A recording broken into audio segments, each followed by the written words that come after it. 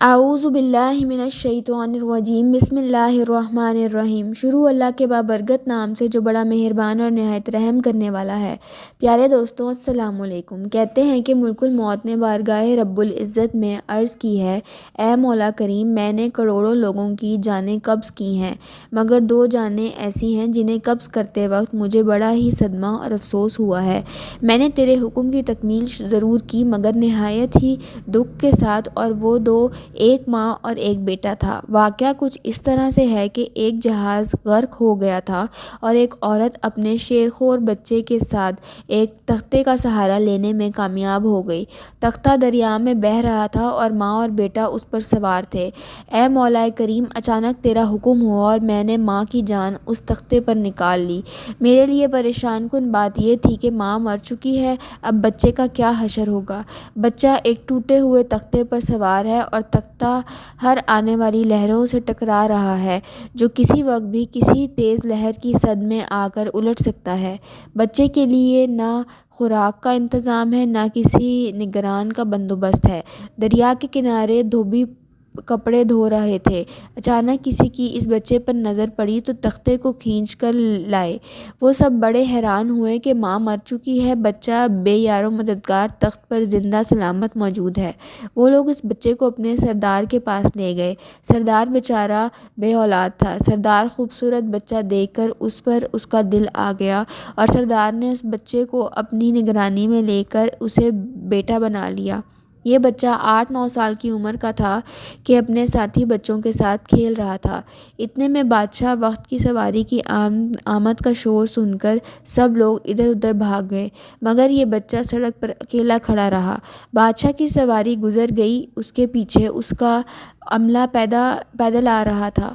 ان میں سے ایک سپاہی کو رستے میں سے سرمے کی ایک پڑیا ملی۔ اتفاق سے اس بچے کی نظر بہت کمزور تھی اور سرمے کی اسے بہت ضرورت تھی، لہٰذا اس نے وہ سرما بحفاظت اپنے پاس رکھ لیا۔ آنکھوں میں لگانے سے پہلے اسے خیال آیا کہ یہ سرما تکلیف نہ پہنچائے، لگانے سے پہلے کسی دوسرے شخص پر آزما لینا چاہیے۔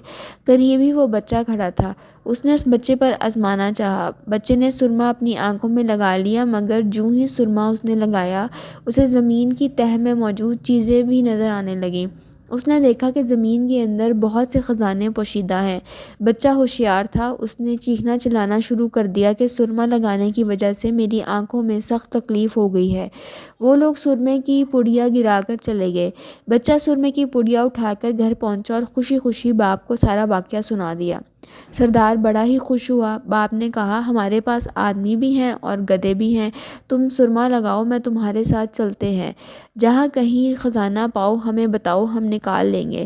چنانچہ ایسے ہی ہوا۔ بچے کے بتانے پر وہ لوگ خزانہ نکالنے لگ گئے۔ تھوڑے ہی عرصے میں امیر بن گئے۔ بچہ جوان ہوا تو اس نے اپنے پر پرزے نکالنے شروع کیے۔ ان کے پاس دولت کی فراوانی ہو گئی، زمین کے تمام خزانے اس کی نظروں میں تھے۔ اس نے آہستہ آہستہ بہت سے آدمی اپنے ساتھ ملا لیے۔ اس کے بعد تمام سرداروں کو ادھر ادھر کر دیا اور خود سردار بن گیا۔ آخر نوبت یہاں تک آ پہنچی کہ اس نے بادشاہ کے ساتھ بھی ٹکر لے لی اور اسے مغلوب کر کے خود بادشاہ بن گیا۔ اس بچے کا نام شاداد تھا اور یہ وہی بچہ تھا جس کی ماں تختے پر یہ مر گئی تھی اور یہ اکیلا دریا کی لہروں کے ساتھ بہہ رہا تھا۔ کہتے ہیں کہ جب یہ برسر اقتدار آیا تو اس نے حکم دیا کہ ایک ایسا کمال درجے کا شہر آباد کیا جائے جس کی ایک اینٹ سونے کی ہو اور دوسری چاندی کی ہو، اس میں ایک عالیشان باغ ہو جس میں دنیا کی ہر چیز میسر ہو۔ جب وہ شہر لحاظ سے مکمل ہو گیا تو شاداد نے ارادہ کیا کہ جا کر اس شہر کا نظارہ کیا جائے۔ چنانچہ وہ شہر کو دیکھنے نکلا۔ ابھی وہ دروازے تک ہی پہنچا تھا کہ ملک الموت کو حکم ہوا اور اس نے وہیں اس کی روح قبض کر لی۔ اسے اتنا موقع بھی نہ دیا کہ اپنے بے مثال باغ کو ایک نظر دیکھ سکے۔ ملک الموت نے کہا کہ اے مولا کریم، اس شخص کی روح قبض کرتے وقت بھی مجھے نہایت صدمہ پہنچا کہ وہ شخص ہر چیز کر کے اسے دیکھ بھی نہ سکا۔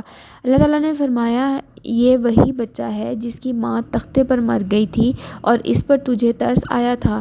اس بچے نے بڑے ہو کر نافرمانی کی، خدا کے حکم سے بغاوت کی اور سرکشی اختیار کر لی، مگر ہم نے اسے خود ساختہ جنت میں قدم رکھنے کی مہلت بھی نہ دی اور اسے باہر ہی ہلاک کر دیا۔ اسی جنت کے بارے میں مشہور ہے کہ وہ دنیا میں موجود ہے مگر سب کی نظروں سے اوجھل ہے۔